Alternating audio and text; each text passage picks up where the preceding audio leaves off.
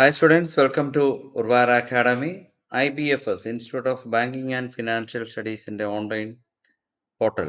Urvara അക്കാഡമിയിലേക്ക് നിങ്ങൾക്ക് ഏവർക്കും സ്വാഗതം. നമുക്ക് അടുത്ത question. The innovation that supplants an existing business model by offering simpler and more affordable alternatives is called. ഇതും നമ്മൾ നേരത്തെ പറഞ്ഞ പോലെ 4 ഓപ്ഷൻ നമ്മൾ പഠിക്കാനുള്ളതാണ്. Incremental innovation, disruptive innovation, radical innovation, open innovation. നമ്മുടെ ആൻസർ വരുന്നത് ഡിസ്റപ്റ്റീവ് ഇന്നോവേഷൻ ആണ്. Disruptive innovation refers to innovations that start by offering simpler, more affordable alternatives and eventually replace established market leaders or business models. Already ഉള്ള ഒരു ബിസിനസ്സിനെ eventually change ചെയ്തുകൊണ്ട് പുതിയൊരു establish ആയിട്ട് replace ചെയ്യുന്നതിനെയാണ് disruptive innovation എന്ന് പറയുക.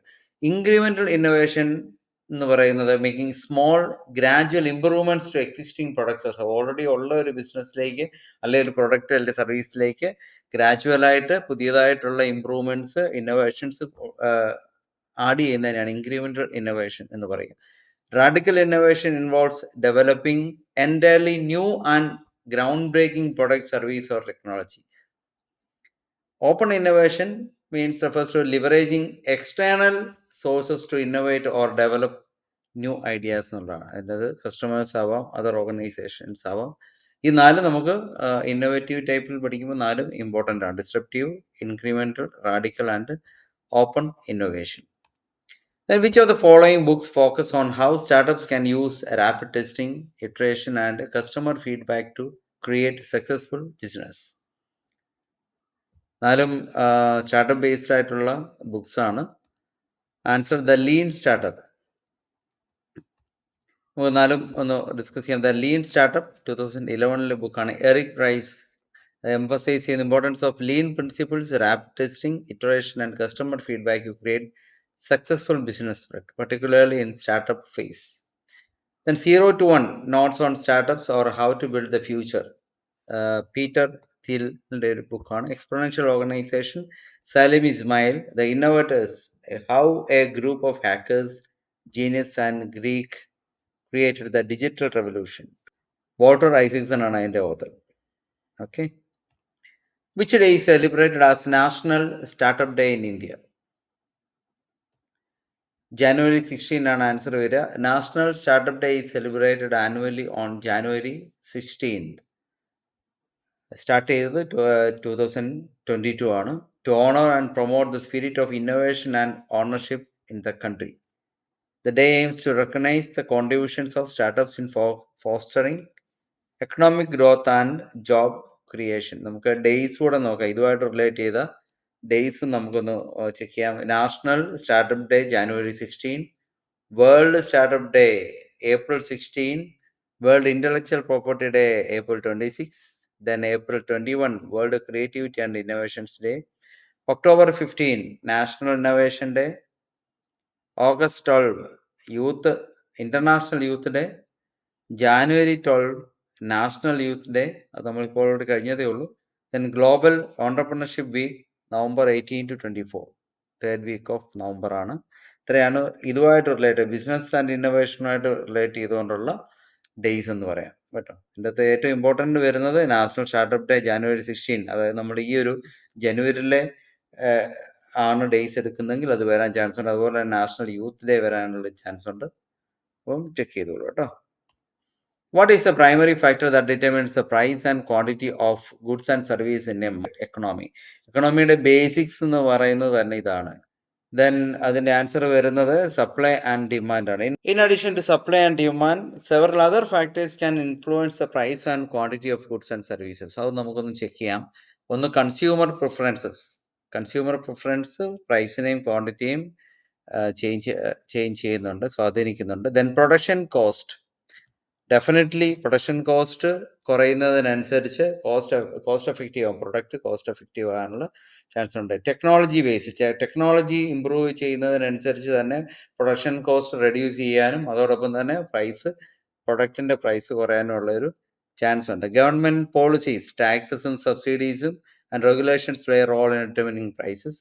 Then market കോമ്പറ്റീഷനിൽ വരുമ്പോഴും പ്രൈസ് അഫക്റ്റ് ചെയ്യും. External factors, global events world wide എന്തെങ്കിലും ഒരു ഇവന്റ് കണ്ടക്ട് ചെയ്യുമ്പോൾ അല്ലെങ്കിൽ ഒരു ഡിസാസ്റ്റർ വരുമ്പോൾ ഒരു പൊളിറ്റിക്കൽ ഇൻസ്റ്റബിലിറ്റി വരുമ്പോഴൊക്കെ പ്രൈസും പ്രൊഡക്റ്റിനും ചേഞ്ചസ് വരാൻ ക്വാണ്ടിറ്റിയിൽ വ്യത്യാസം വരാനുള്ള ചാൻസ് ഉണ്ട്. Substitute and complementary goods, the availability and price of substitute goods that can replace each other and complementary goods, ഇതെല്ലാം ഡിമാൻഡിനെ ഡിക്രീസ് ചെയ്യാനുള്ള ഒരു ചാൻസ് ഉണ്ട്. ഡിമാൻഡ് ഡിക്രീസ് ചെയ്യുമ്പോൾ ഓൾറെഡി പ്രൈസും റെഡ്യൂസ് ചെയ്യേണ്ട ഒരു ആവശ്യം വരുന്നുണ്ട്. അപ്പോൾ ഇതെല്ലാം അതർ ഫാക്ടേഴ്സ് ആണ് കേട്ടോ. പ്രൈസ് ഡിറ്റർമിൻ ചെയ്യുന്നത് സപ്ലൈ ആൻഡ് ഡിമാൻഡ് അല്ലാതെ പ്രൈസിനെ ചേഞ്ച് ചെയ്യുന്ന എക്കണോമിയെ കൺട്രോൾ ചെയ്യുന്നതാണ് consumer preference, production cost, technology, government policies, market competition, external factors, global events, substitute and complementary goods.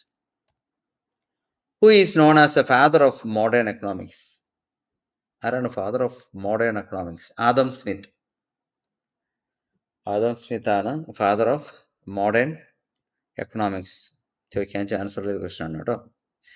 അപ്പം അതുമായിട്ട് റിലേറ്റ് ചെയ്ത് നോക്കുകയാണെങ്കിൽ father of modern economics Adam Smith, father of micro economics Alfred Marshall, father of micro ആണ് Alfred, macro economics John Maynard Keynes, father of modern management Peter Drucker, father of marketing Philip Kotler, father of entrepreneurship Joseph Schumpeter, father of business strategy Michael Porter, father of corporate finance Eugenia Fama, father of international business Charles W.L. Hill, father of supply chain management J. Forrester.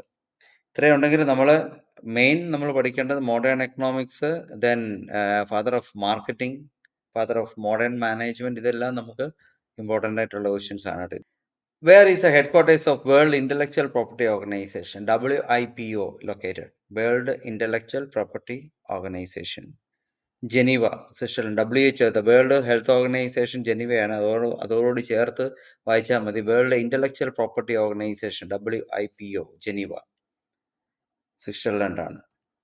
Then അതോടൊപ്പം തന്നെ നമുക്ക് trade related World Trade Organization, അതിന്റെ headquarters, അതിന്റെ head ആരാന്നുള്ളത് നമുക്ക് നോക്കാം. Headquarters Geneva, Switzerland ആണ്. International Chamber of Commerce Paris, ഫ്രാൻസിലാണ്. വേൾഡ് എക്കണോമിക്സ് ഫോറം സ്വിറ്റ്സർലൻഡ് ആണ്. Organization for Economic Cooperation and Development OECD, Paris, France ആണ്. United Nations Conference on Trade and Development UNCTAD, Geneva, Switzerland ആണ്. International Finance Corporation Washington DC. അതോടൊപ്പം തന്നെ ചേർത്ത് വായിക്കാവുന്നതാണ്, Washington DCയിലാണ് IMF, International Monetary Fund, World Bank, ഇത് രണ്ടിന്റെ headquarters Washington DC ആണ്. European Union Brussels, Belgium. Asia Pacific Economic Corporation Singapore.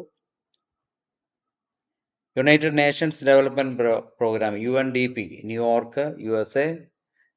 Then SAARC, South Asian Association for Regional Corporation, Kathmandu ആണ്, നേപ്പാളിലാണ്. Then BRICS, Brazil, Russia, India, China, South Africa. ബ്രിക്സിന്റെ headquarters, ഒരു central headquarters ഇല്ല. ഈ വർഷത്തെ summit host ചെയ്യുന്നത് ബ്രസീലാണ്. Then Association of South East Asian Nations, ASEAN കൺട്രീസിന്റെ ഹെഡ്ക്വാർട്ടേഴ്സ് എന്ന് പറയുന്നത് ജക്കാർത്ത, ഇന്തോനേഷ്യയാണ്. Which of the following is not true regarding a limited liability partnership, LLP? Which of the following is not true regarding a limited liability partnership? LLP has separate legal entity distinct from its partners. Partners in an LLP have unlimited liability for the debt of the business. LLP combines features of both partnership and combines. LLP, limited liability partnership. അതിനകത്ത് തന്നെയുള്ള ഒരു word partners is an LLP have unlimited liability എന്ന് പറയുന്ന ഒരു option വരുമ്പോൾ തന്നെ നമുക്കറിയാം അതാണ് അതിന്റെ ആൻസർ. നോട്ട് ട്രൂ ചോദിച്ചേക്കുന്നത് കേട്ടോ. അൺലിമിറ്റഡ് ലയബിലിറ്റി ഇല്ല, ലിമിറ്റഡ് ലയബിലിറ്റി മാത്രമേ ഉണ്ടാകത്തുള്ളൂ. A limited liability partnership is a business structure that combines the flexibility of a traditional partnership with the benefits of limited liability for its partners. അതിന്റെ പ്രത്യേകതകൾ എന്ന് പറയുന്നത് limited liability ആണ്. Separate legal എൻറ്റിറ്റിയിലായിരിക്കും LLP business start ചെയ്യുക. Flexibility in management, partners can organize their internal structure and profit sharing arrangements as per their agreement. Partnership പോലെ തന്നെ work ചെയ്യാണ്, ബട്ട് ലിമിറ്റഡ് ആയിരിക്കും, ലയബിലിറ്റി ലിമിറ്റഡ് ആയിരിക്കും. No minimum capital requirements is required for LLPs. Compliance requirements, LLPs must be file annual returns, maintain financial records and comply with the tax regulations. easier formation. LLP is easy to form and operate under the LLP Act 2008 in India. Which of the following is not a component of the pestle analysis framework? എന്താണ് pestle? Pestle analysis political, economic, social, technological, environmental and legal. Psychological ആണ് ഇതിനകത്ത് ഇല്ലാത്തത്. Psychological factors are not part of pestle. അതാണ് ഇല്ലാത്തത്. ബാക്കിയെല്ലാം political, economic, social, technological, environmental and legal aspects. An entrepreneurship that explores and develops solutions for cultural, social, and environmental issue is called answer already കേട്ടപ്പോട്ടെ social entrepreneurship. Commercial entrepreneurship എന്ന് പറയുന്നത് profit driven ആയിരിക്കും. Commercial എന്റർപ്രണർഷിപ്പിന്റെ പ്രത്യേകത എന്ന് പറയുന്നത് അത് ഒരു profit driven business ആയിരിക്കും. Retail business, example tech startups like Amazon, apple, അതൊക്കെ ആയിരിക്കും കൊമേഴ്സ്യൽ എന്റർപ്രണർഷിപ്പ് എന്ന് പറയുന്നത്. സോഷ്യൽ എന്റർപ്രണർഷിപ്പ് എന്ന് പറയുന്നത് അതിന്റെ purpose address social, cultural and എൻവയോൺമെന്റൽ. നമ്മൾ ഓൾറെഡി പറഞ്ഞു. അതിന്റെ example NGOs, non governmental organization, profit making ഇല്ലാത്ത organizations, micro finance institutions, renewable energy startups, ഇതൊക്കെ സോഷ്യൽ എന്റർപ്രണർഷിപ്പിന് എക്സാമ്പിൾ ആണ്. ഗ്രീൻ എന്റർപ്രണർഷിപ്പ് എന്ന് പറയുന്നത് പ്രൊമോട്ട് എൻവയോൺമെന്റൽ സസ്റ്റൈനബിലിറ്റി ആണ് അവരുടെ മെയിൻ എയിം എന്ന് പറയുന്നത്. Solar energy companies, sustainable farming startups, ഇതെല്ലാമാണ്. ഇത് ഇന്നോവേറ്റീവ് എന്റർപ്രണർഷിപ്പ് എന്ന് പറയുന്നത് പുതിയ ഏറ്റവും യുണീക്ക് ഐഡിയാസുമായിട്ട് വരുന്ന ബിസിനസ്. ടെസ്ല, എലോൺ മസ്കിന്റെ ടെസ്ല എന്ന് പറയുന്ന ഒരു ഇലക്ട്രിക് കാർ, സ്പേസ് എക്സ്, ഇതൊക്കെ ഒരു ഇന്നോവേറ്റീവ് എന്റർപ്രണർഷിപ്പ് എന്ന് നമുക്ക് പറയാവുന്നതാണ്. അതിൻ്റെയൊക്കെ ഉള്ളൊരു എക്സാമ്പിൾ ആണ്. Then traditional entrepreneurship, family owned business, അതാണ് ട്രഡീഷണൽ ആയിട്ട് പറയുക. ഓൾറെഡി ഉള്ള ഷോപ്സ് തന്നെയാണ് ട്രഡീഷണൽ ഓണ്ടർപ്രണർഷിപ്പ് എന്ന് പറയുന്നത്. ടെക് ഓണ്ടർപ്രണർഷിപ്പ്, ഗൂഗിള്, അതിൻ്റെ എക്സാമ്പിൾ മെറ്റ, സാസ് സ്റ്റാർട്ടപ്സ്, ഈ ടെക്നോളജി ബേസ്ഡ് ആയിട്ടുള്ള ഇന്നോവേഷൻ ആണ് ടെക് ഓണ്ടർപ്രണർഷിപ്പ് എന്ന് പറയുന്നത്. Scalable entrepreneurship, unicorn startups, venture capital backed firms, rapid growth and expansion ആണ് അവരുടെ പർപ്പസ് എന്ന് പറയുന്നത്. Scalable entrepreneurship. Then small business entrepreneurship എന്ന് പറയുന്നത് local grocery stores, cafes and service providers. Local business with limited scale, അത് അവർ ഒത്തിരി ഒന്നും എക്സ്പാൻഡ് ചെയ്യാനാണ് അവർ ആഗ്രഹിക്കുന്നില്ല. ഒരു ലിമിറ്റഡ് സ്കെയിലിൽ ഓടുന്ന ബിസിനസ് ആണ് സ്മോൾ ബിസിനസ് ഓണ്ടർപ്രണർഷിപ്പ് എന്ന് പറയുന്നത്. Lifestyle entrepreneurship, business with personal interest, travel bloggers, freelance artist, ഇവരാണ് ലൈഫ് സ്റ്റൈൽ ഓണ്ടർപ്രണർഷിപ്പ് എന്ന് പറയുന്നത്. Corporate entrepreneurship, intrapreneurship, innovate within a large organization. ഇപ്പം ഗൂഗിളിൻ്റെ കൂടെ ആഡ് ചെയ്ത് ഇന്നോവേറ്റീവ് ആയിട്ട് വർക്ക് ചെയ്ത, അത് അതിൻ്റെ എക്സാമ്പിൾ എന്ന് പറയുന്നത്. അഗ്രികൾച്ചർ എന്റർപ്രണർഷിപ്പ് എന്ന് പറയുന്നത് ഓർഗാനിക് ഫാമിംഗ്, അഗ്രിടെക് സ്റ്റാർട്ടപ്സ്, അഗ്രികൾച്ചറിന് വേണ്ടിയുള്ള മെഷീനറീസ് പ്രൊഡ്യൂസ് ചെയ്യുന്ന കമ്പനീസ്, ഇന്നോവേറ്റീവ് ആയിട്ടുള്ള മെഷീനറീസ് പ്രൊഡ്യൂസ് ചെയ്യുന്ന കമ്പനി, അതൊക്കെയാണ് അഗ്രികൾച്ചർ എന്റർപ്രണർഷിപ്പ് ആയിട്ട് വരിക. സീരിയൽ എന്റർപ്രണർഷിപ്പ് എന്ന് പറയുന്നത് മൾട്ടിപ്പിൾ ബിസിനസ് ചെയ്യുന്ന ആൾക്കാർ, അവരൊരു ഓണ്ടർപ്രണേഴ്സ് ആയിരിക്കും, ബട്ട് അവർ മൾട്ടിപ്പിൾ ലെവൽ ഓഫ് ബിസിനസ്, പല സെക്ടേഴ്സിലായിരിക്കും ഒരേപോലെ അവർ ബിസിനസ് ചെയ്യുന്നത്. എക്സാമ്പിൾ എലോൺ മസ്ക്, അപ്പോൾ പേപ്പാൽ ഉണ്ട്, ടെസ്ല ഉണ്ട്, സ്പേസ് എക്സ് ഉണ്ട്. ഇതെല്ലാം രണ്ടും എല്ലാം വ്യത്യസ്തമായിട്ടുള്ള ബിസിനസ് ഐഡിയാസും കാര്യങ്ങളും ആയിരിക്കും.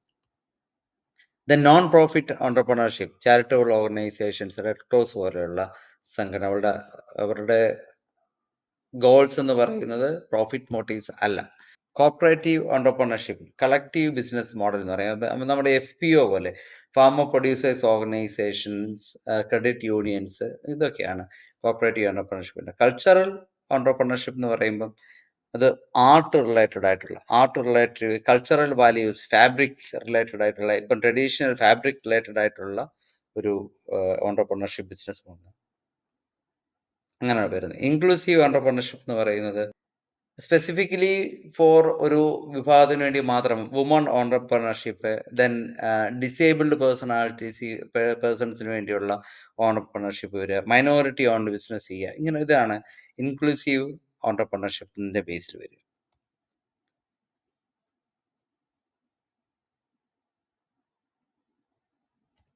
When is World Innovation and Creativity Day celebrated every year? Answer April 21st ആണ്.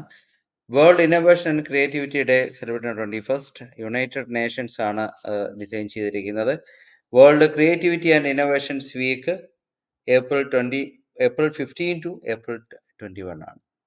ഏകദേശം ഇത്രയും ക്വസ്റ്റ്യൻസ് അറൗണ്ട് 25 ക്വസ്റ്റ്യൻസ് അതിന്റെ എക്സ്പ്ലനേഷനുമാണ് നമ്മൾ നോക്കുക. അതിന്റെ അതുമായിട്ട് റിലേറ്റ് ചെയ്തുള്ള കുറെ കാര്യങ്ങൾ നമ്മൾ ഡിസ്കസ് ചെയ്തു. നമുക്ക് ഏകദേശം എക്സ്പെക്ട് ചെയ്യാവുന്ന ക്വസ്റ്റ്യൻസ് ആണ്. ഈ വർഷത്തെ CMAT 2025 ആയിട്ട് റിലേറ്റ് ചെയ്തുകൊണ്ട് നമുക്ക് എക്സ്പെക്ട് ചെയ്യാൻ പറ്റുന്ന ക്വസ്റ്റ്യൻസ് ആണ്. അത് CMAT മാത്രമല്ല, KMAT ഇനി വരാൻ പോകുന്ന KMATന്റെ എക്സാമിനും ഇതേ മോഡലുള്ള ക്വസ്റ്റ്യൻസ് നമുക്ക് എക്സ്പെക്ട് ചെയ്യാം. അപ്പം anyway, thank you. All the very best for your exams. CMATന്റെ ഈ 2025 എക്സാം ഏറ്റവും നല്ലൊരു എക്സാം ആയിട്ട് തീരട്ടെ. All the very best. Thank you. എന്തെങ്കിലും ഡൗട്ട് ഉണ്ടെങ്കിൽ നിങ്ങൾക്ക് ഇതിന്റെ ഡിസ്ക്രിപ്ഷനിൽ കാണുന്ന നമ്പറിൽ നമ്മളെ വിളിച്ച് നമുക്ക് ചോദിക്കാം. എന്ത് ഡൗട്ട് ഉണ്ടെങ്കിലും നമുക്ക് കമന്റിൽ ചെയ്താൽ നമുക്ക് മറുപടി തരുന്നതായിരിക്കും. Okay, thank you for ownership.